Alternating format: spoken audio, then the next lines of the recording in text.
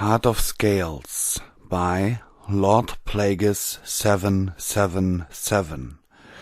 Chapter 12. Confidence. Interlude Tertius.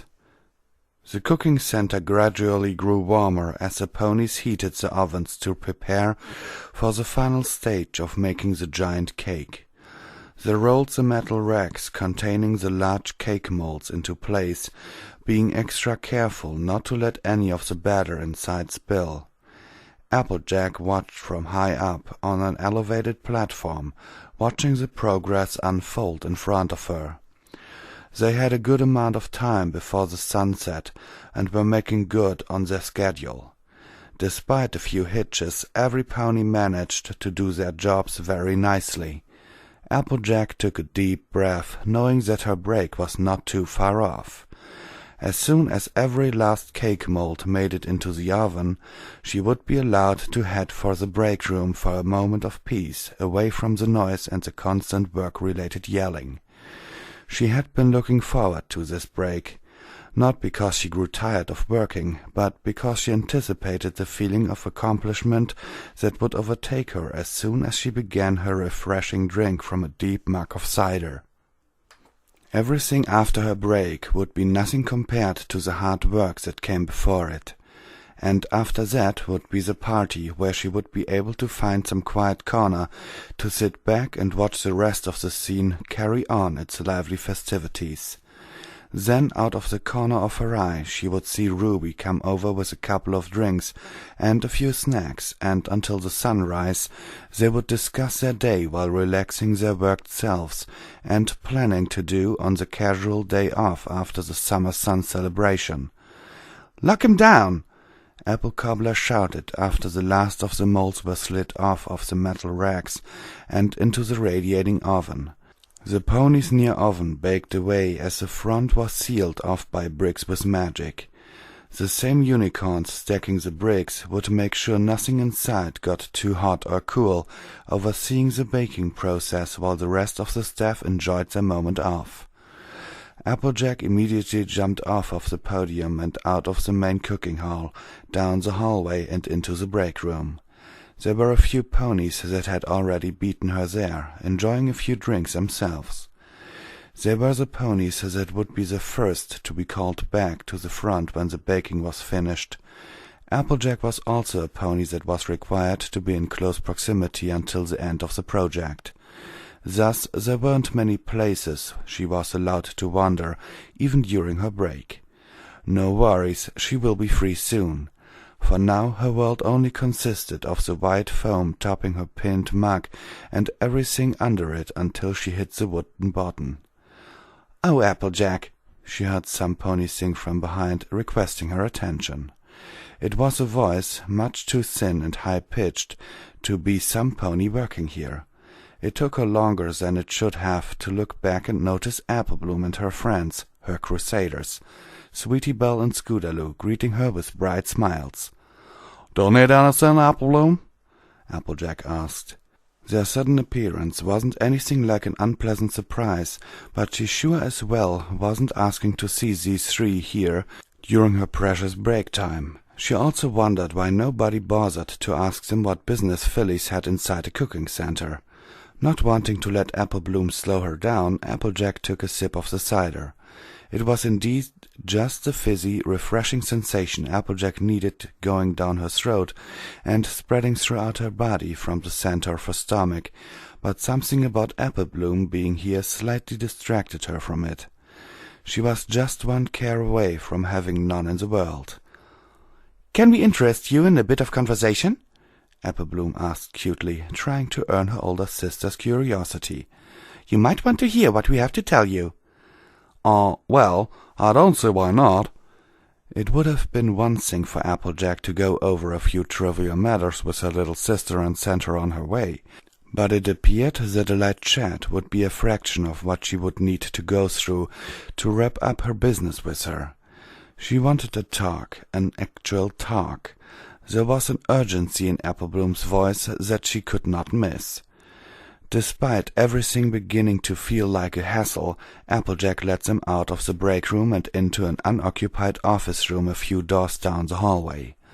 Of course, Applejack had brought her drink with her and was beginning to hold it insecurely, feeling that somehow they might take that away from her too, for the sake of their talk. Why not? They'd already forced her to forfeit the preferred location of her break time. What else could they possibly ask from her? Applebloom and her gang followed Applejack into the room and closed the door behind them. They all stared expectantly at her. A pause seemed to be necessary before they told her this great thing they had prepared.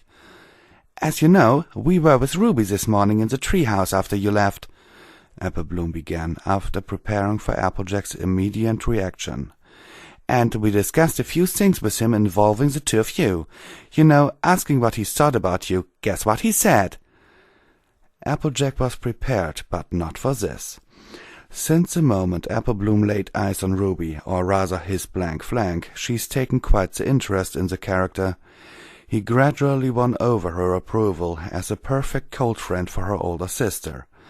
Watching Ruby and her sister work together, sharing a kind of chemistry she hadn't witnessed between two ponies before in her entire relatively short life, only fed her bold but reasonable idea that there was something going on, if not possible, between the two. She had discussed it with her older sister a few times, jokingly, as they were together in the upper floor of their house, right above the barn where Spike was spending his evenings reading a few books Applejack lent him about trees and gardening. It was all fun and games when she first brought it up. Applejack laughed at her theories about her and Ruby and brushed it off as just Applebloom's new way of teasing her. As time passed, Applebloom continued to be diligently observant and began to sound more serious, pointing out things that even Applejack had a hard time denying, that they could be easily misinterpreted. Applejack no longer continued to laugh her off and began telling her to mind her own darn business, to let her know that this had turned into more of a pester than a tease.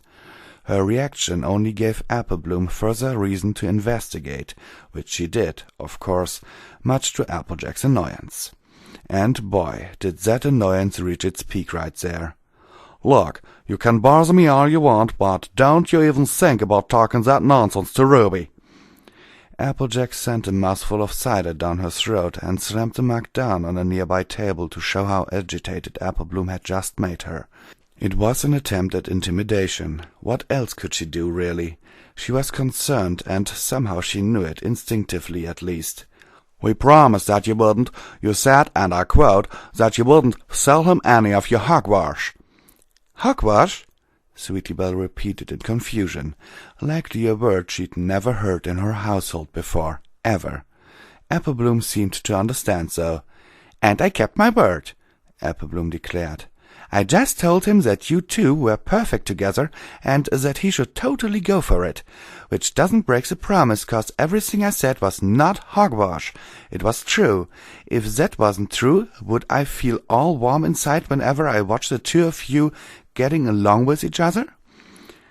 Applejack just stood there, with her eyes shut, with a great look of displeasure, massaging the bridge of her snout. How foolish she had been to have stuck the CMC in a treehouse with Ruby. She could have known the risk in exchange for the convenience, the perfect chance and pony to watch the kids and keep them out of trouble. It turned out that they had caused her a great deal of personal trouble, which she would have gratefully exchanged for a few setbacks they would have caused in the town's preparations without supervision. How stupid of her! She wasn't the only one who had been troubled. Ruby would have been unsettled by what he'd heard from Applebloom. It would be difficult to believe, and he'd take up the same attitude Applejack did, try to avoid the subject and any pony who brought it up. Applejack picked up the mug and brought it up to her mouth to pour the last of it into her parched system. But wait, she couldn't know how Ruby had reacted. Applebloom wouldn't have come if she didn't have something solid for her. As much as she didn't want to give her little sister the satisfaction, it did not look as if she had a choice. How can she let this chance go? It would be a waste of Ruby's troubles to get this information to her. "Hey," Applejack said, mug over her mouth, muffling herself. She quickly put her anger aside, sounding very calm. This caused the CMC to be on their guard for any sudden bursts of spontaneous, vicious fury. "What did he say when you spoke to him?" she asked into her mug, looking away. "Oh, he didn't like it. He was actually a little worked up, to be honest, just like you, right now." Applebloom shrugged. "He was quick to blow me off, refusing to listen to what I had to tell him. Basically, he wasn't going to make an effort to see it our way." "That's what I told you, not to say anything." Applejack didn't want to talk any more. None of this was going to help her finish the rest of her work here. Actually, it was going to be a lot harder after hearing about Ruby's not-so-enthusiastic reaction to Applebloom's idea. "You look pretty wiped out," Applebloom noted to Applejack while smiling. "It's a big disappointment to hear, isn't it? I mean, the fact that you care so much means that there's something on the line for you, am I right?" "Why, I ought to—" Applejack got off of her chair and began pacing menacingly towards a frightened Applebloom, who was holding onto Sweetie Belle in terror. She reached Applebloom, casting her shadow over her, but soon realized that there wasn't anything that she could possibly do to her little sister at this point. Finally, Applejack threw her hat off and took a seat on a nearby chair, too fed up to even stand, feeling mentally exhausted. "Just leave me alone," Applejack sighed. "And here I was, expecting you to actually have something helpful to tell me." The CMC knew that they had more to tell Applejack that could possibly reverse her declining mood for the better. Applebloom looked towards Scootaloo, whose met eyes with hers, asking through eye contact if she could proceed in telling Applejack about what she had learned from her little session of stop, eavesdrop, and roll. Scootaloo replied with a small nod, giving her signal to go ahead. "I've only told you how Ruby reacted when I asked him what he thought about you," Applebloom said. "It turns out he wasn't being completely honest when he was talking to me. We just happened to overhear him talking about how he really felt a little while after our first little discussion." Applejack tried not to give them any more attention than she already had, but once again she fell victim to her own curiosity. She really wanted to hear what they were really meaning to tell her all along. Ruby wouldn't have been as stupid as to tell a group of fillies his actual feelings, knowing that they would probably tell every living soul they met afterwards. What he had told Applebloom then probably weren't his true opinions on the matter. Then what? What was it that Ruby had kept from the CMC? Applebloom was just on the brink of telling her when there was a tapping sound coming from the window right next to Applejack, who was too close to the wall right beside it to see who was outside. But the CMC were looking out the window to whatever or whoever was tapping at the glass. The CMC could make out what the pony outside was yelling through the closed window, which explained the confused look on their faces, but Applejack sure could make it out, being right next to it and all. "You better not have told her!" Rainbow Dash yelled, to make her muffled voice as audible as she could from outside, making Applejack's ears twitch. So this pony knew and actually aided the CMC in their shenanigans. Some role model she was to the fillies. Applejack, with lightning speed, even faster than startled Rainbow Dash's reaction time, stepped right in front of the window, in her face, flung it open, grabbed her by her head and neck and dragged her into the room as she frantically beat her wings to escape. The window closed shut on its own while Applejack spread the surprised Pegasus onto the wood beneath her, waiting for her to recover from shock so she could hear what she had to say to a very cross Applejack. "What in the hay is going on, Rainbow Dash?" Applejack yelled, shaking her hoof. "I thought you were better than to play along with their little games." "Little?" Sweetie Belle exclaimed, outraged at what Applejack thought of their CMC activity. "Games?" Applebloom exclaimed even louder, with more outrage. "So you found out already? Well, actually, I wasn't intentionally part of their games. Rainbow Dash rubbed the back of her head, smoothing out her mane, getting back up to her hoofs. Scootaloo talked me into hanging out with her. I had no idea it was Crusader things. I swear on my right wing. Applejack turned to Scootaloo with a look of perplexion. She was the last filly that Applejack had imagined helping Applebloom out with this personal scheme. Applejack needed to find out how she and Rainbow Dash were mixed up in all of this. "Scootaloo, why don't you be the one to explain?" Applejack asked politely before raising her voice. "Because I'm so hopelessly confused." "Well, we split up after separating with Ruby when we arrived in town," Scootaloo began. "Each of us did our own stuff. Sweetie Belle went off somewhere. I had no idea where. Applebloom kept a close eye on the cooking center, here, where you were working. I was given the job of tailing Ruby. I followed him around, watching him do his boring work. Then eventually he headed here to meet with Applejack. I saw Rainbow Dash on the way, so I asked her to take me on her cloud and kinda convinced her to help me continue watching Ruby from the air." Rainbow Dash gave Scootaloo a stern look of warning as she spoke. Applejack shouldn't hear more than they needed to know, especially when going too far into details would doom them both to some more scolding. "After he went inside, we decided to wait until he came back out to continue watching him." Scootaloo receded to Rainbow Dash, leaving out choice pieces of information of the stakeout that was sure to cause Applejack to blow her lid, then force the unicorns in the main cooking area to open the oven and throw every pony currently in the room with her into the heated oven to cook with the cake. Applejack probably knew there was something that Scootaloo wasn't telling her, but knowing the small details of the story weren't what she was after. She was interested in what happened after Ruby left the cooking center. She was sure something went down after she had seen him earlier today. She waited for the rest of the summary, but Scootaloo assumed that ending it where she had was acceptable to Applejack. She was wrong, however. "You continued to watch him?" Applejack repeated. "What did he do? What did you two overhear? Rainbow Dash, you better finish this story." "It's kinda hard to explain how exactly it happened, but Ruby caught me after he left through the back door," Rainbow Dash continued in place of Scootaloo. "He almost got Scootaloo too, but I managed to save her part of the cloud so she wasn't discovered. Anyways, we started discussing work and stuff, and he starts bringing up talk about you. So we did that for a bit." Applejack stared at Rainbow Dash intensely as she told her side of the story, her bottom lip tucked between her teeth. "But yeah, he's totally into you." Rainbow Dash shrugged with a nervous chuckle.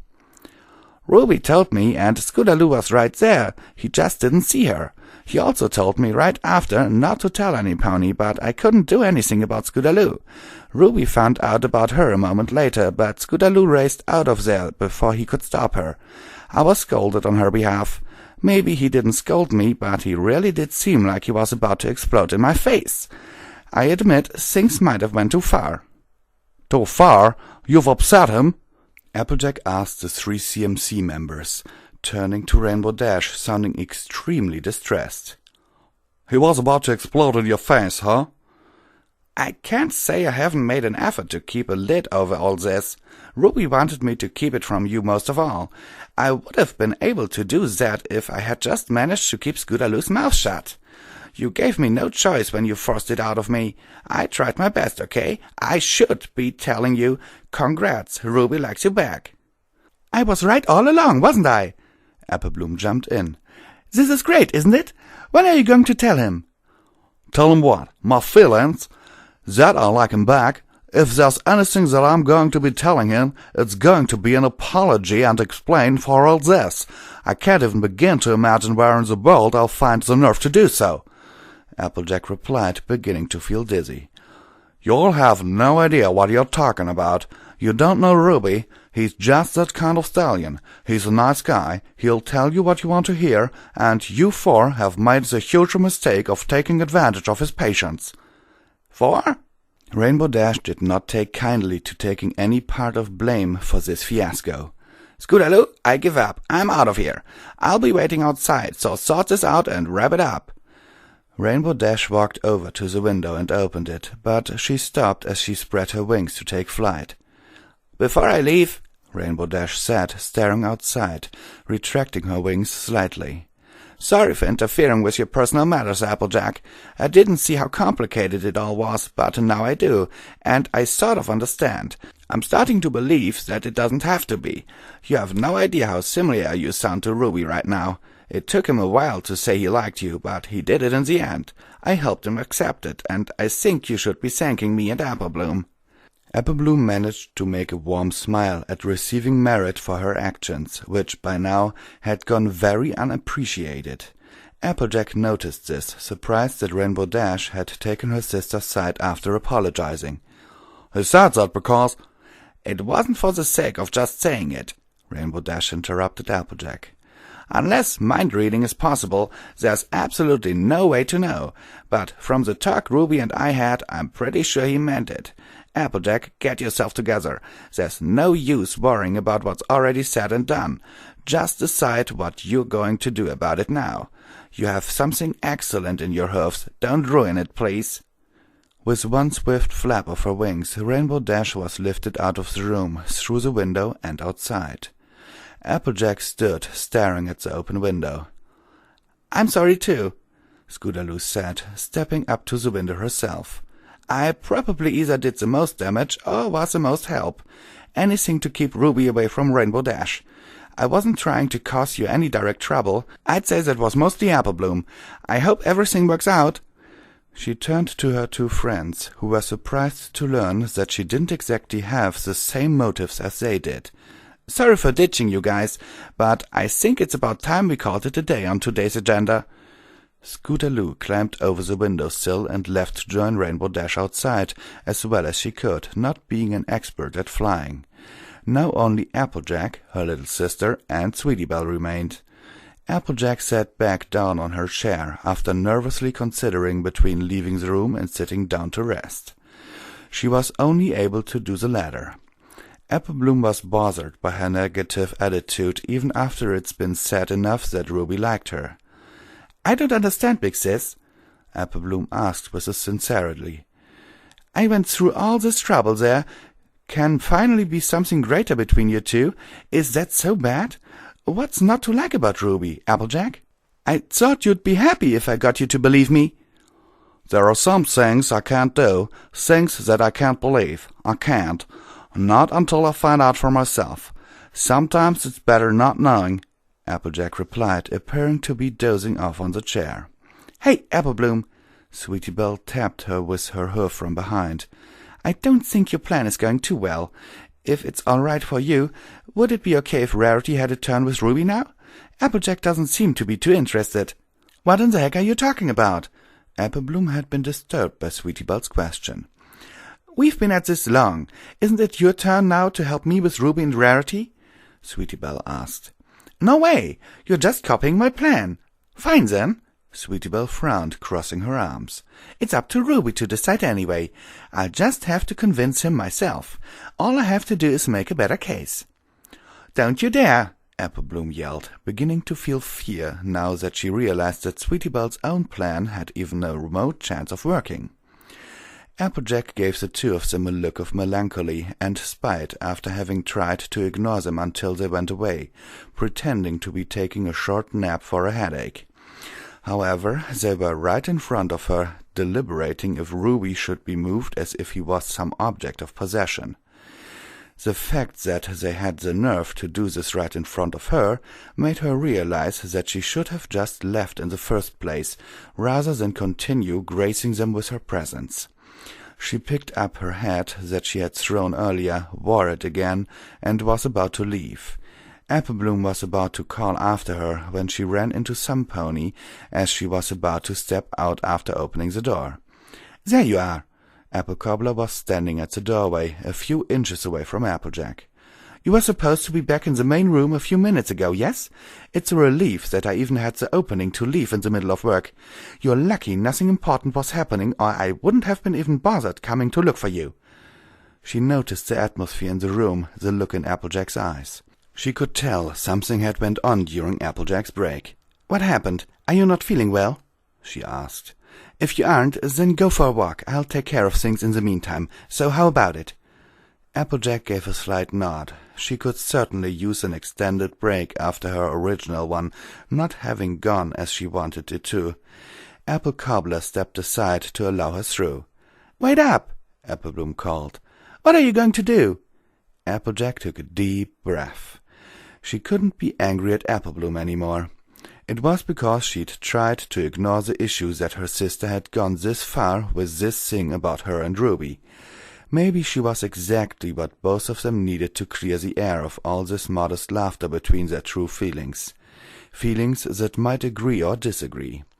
Things they were blind to, or even didn't want to see because they feared what they might find on the other side.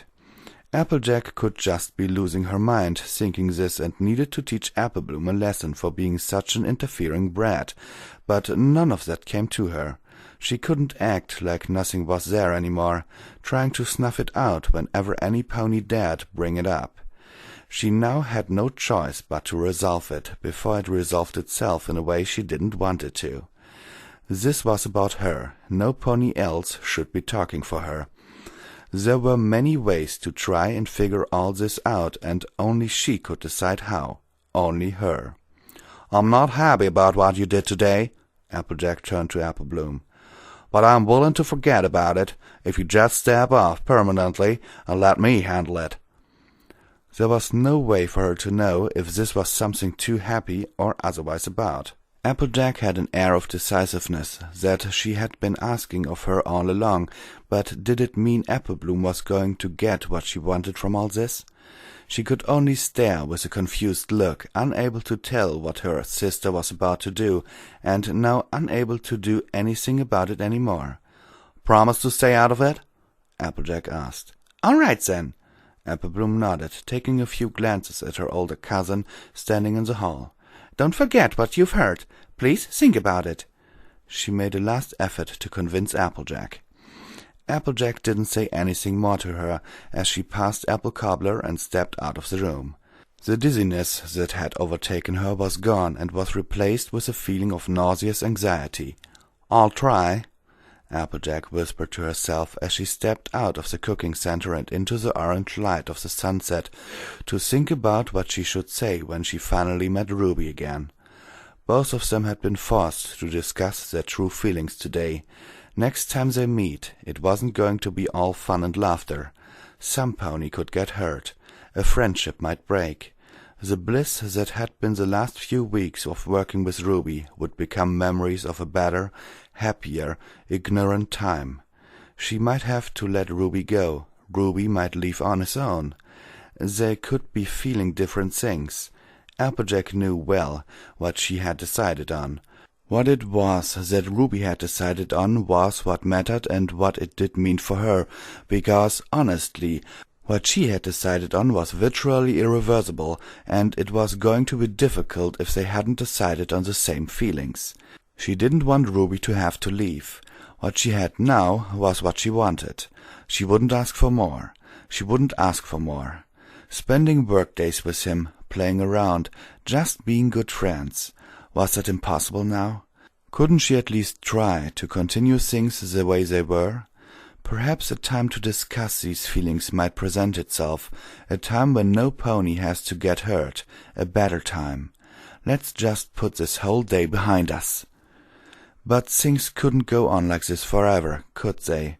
Both of them were aware of each other. Any more time, and one of them might go ahead and let it out before that better time. If that happens, it would only hurt more, especially now that they were aware.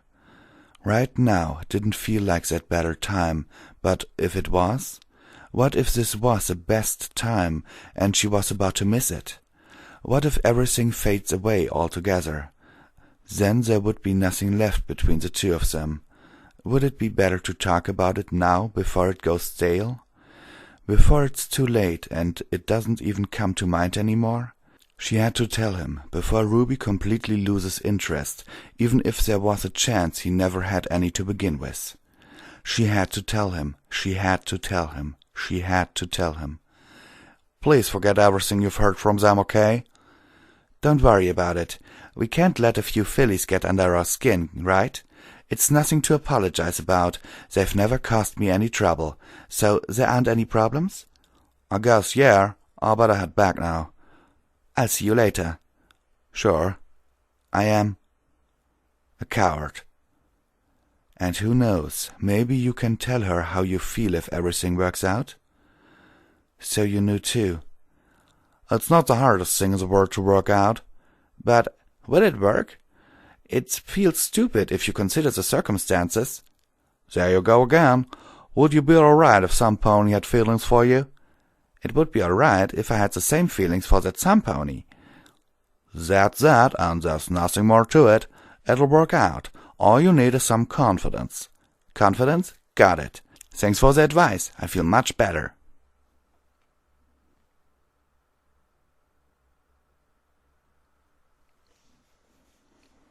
Comment time, every pony. This story is getting more annoying than Through the Eyes of Another Pony, My New Life in Equestria, or anything I've read before combined. Why is that so? Because there were things in the other stories that I thought were annoying. That was like in Through the Eyes of Another Pony, that there were always these thoughts of him in the middle of a sentence and things making me a little confused, but that was okay. In My New Life in Equestria, it was that I wasn't actually really approving with the whole Twilight gets her memory erased thing.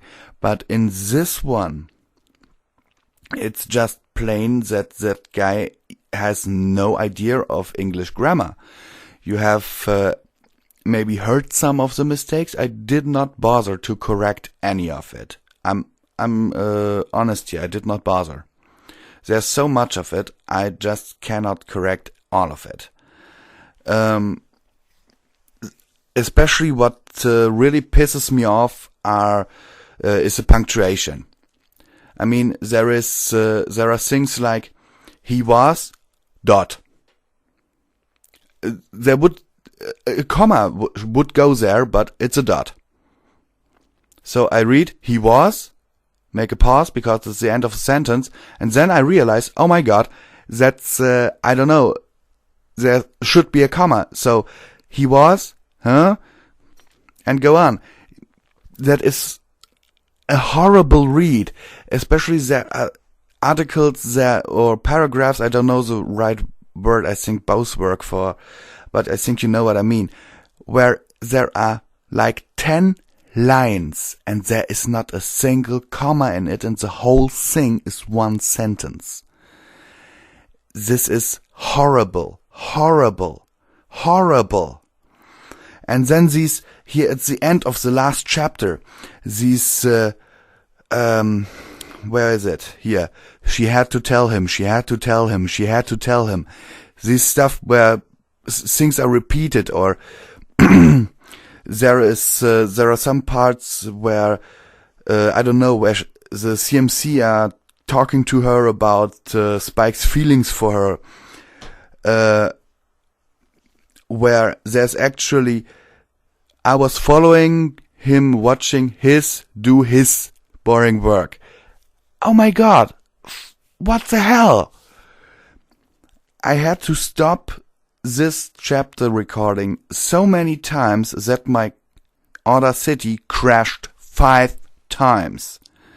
Yeah, this recording of approximately half an hour has 158 audio tracks. That gives you a rough idea how often I had to stop, erase some part, and start over from that spot again, because what I read didn't make any sense to me. And if I read something that doesn't make any sense to me, my brain immediately kicks in and I think, oh my god, let's read that again and let's see what he actually means by that. And I did make true on my promise. I did pre-read the first 2 chapters to check if the story was okay. And the first 2 chapters were okay. The punctuation was alright, there were barely any mistakes in it. But the further the chapters progress, the further the more mistakes are there, and the worse it gets. It's really... Chapter 9 and this one were by far the worst by now, and Chapter 9 actually gave me nightmares. Seriously, I have the link in the description to this story. Go and read it. I can really only ask you, go and read it and check out if I'm over-exaggerating here. I can only tell you what I see, and it's hard to read the story if you try to record it, because if you have one article, one paragraph that is like 10 lines long, and this article is only 1 sentence, and sorry. And then there are words in this and in other chapters where I think these words are only used so the author can sound more intelligent or more knowledgeable of the English vocabulary. Yeah, okay. I have to admit, I'm German. English isn't my mother tongue, so I actually had to look up some of these words to know how to pronounce them. But these words could have been easily replaced with a shorter one, and sometimes things are described in, oh my god, really boring lengths, and that is so... It's just to get words. It is just to get more words into a chapter. Yeah, and that's a habit in writing that I can absolutely not understand. I mean, I write stories myself, and I know some people think they suck. And I don't blame them, because everyone has his own opinion. What I'm recording here is my own opinion. If you think differently, then that's your opinion, and I'm fine with that, because everyone has his own opinion, his or hers. But when I write something, when I have to describe a scene, I try to keep it short, decisive, and still so that my reader can imagine the whole thing. But I won't waste... I mean, I have DIN A5 tablet here, 7 inches, and some descriptions alone take up 2 pages on the ebook reader.